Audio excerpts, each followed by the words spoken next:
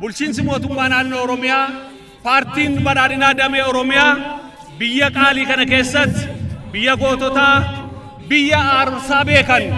keessatti duula filannaa keenya isa jalqabaa keessatti jalqabna jechuutiin Wallagga Naqqamtee irratti jalqabuu isaatiif kabajaaf galata guddaa qabnu ibsaa isa darbe keessatti mootummaan keenya gaaffiin misooma uummata Wallaggaa maayidha kan jedhu ilaaluutiin deebii laachuutiif kan eegalee fi waggoottan shanan kana keessattis magaala keenyaaf naannoo ishee irratti dargaggoota keenyaaf hawwoota keenya misooma amma jalqabame irraa fayyadamaa gochuutiif hojiiwwan jalqaban toora qabatanii jiru. Haaluma kanaan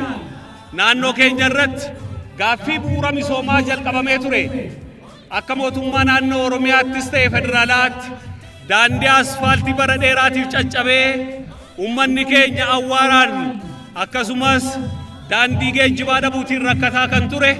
magaala Naqqamtee irraati asfaaltiidhaan gara bureetti kan wal qunnamsiisu daandiin guddaa kan irratti jalqabamee bara dheeraatiif Wallaggi ooftuun xiyyaaraa biyya paayileetii keessaa kan bayame jedhamee afaaniin dubbatamu iyyuuti malee kanarratti sirnooti darban qoqqobbii kan irratti kaa'ee ture naannoo ukkee irratti sadarkaa isaa kan eeggate eerpoortiif terminaalli isaa kan irratti ijaaramaa jiru kana qofa osoo hin ta'in magaala kan keenya keessatti gaaffii indaastirii uummanni keenya kaasaa kan ture mootummaan naannoo Oromiyaatiif federaalaa walii galuutiin paartiin keenya paartiin badhaadhinaa qarshii biliyoona 40 ol kan ta'uun indaastiriin guddaa indaastiriin qonnaa agroodhaa kan geggeessuutiif danda'u magaala keenya irratti lafa hektaara 254 irratti kan hojjetamaa jiru innis abbootii qabeenyaa 100 ol kaapitaala miliyoona 100 olitti kan lakkaa'amu keessatti kan galmeessisan simatee hojjechiisuutiif qophiirra kan jiru yeroo ta'u bara dheeraatiif citee kan ture warshaan sukkaaraa arjoo dhidheessaadhaa yeroo ammaa kana gara oomishaatti kan galuuf yeroo hojii jalqabe jedhu immoo buufata isaa magaalaa Naqqamtee taasisuutiin uummata keenyaaf carraa hojiitiif misoomaa faayaaf dabalata kan ta'u arjoo guddattu irratti bara dheeraaf uummati keenya kan gaafataa ture albuudii adda addaa naannoo keenya irraati abaan iyyuuti malee itti fayyadamni keenya baay'ee godhe boodeetti kan hafe sana ilaaluutiin paartiin keenya paartiin badhaadhinaa arjoo dhidheessaa irratti warshaa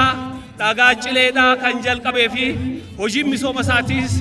yeroo darbe keessatti muummee ministeera keenyaatiin eebbifamee kan hojii eegale ta'uunsaa kun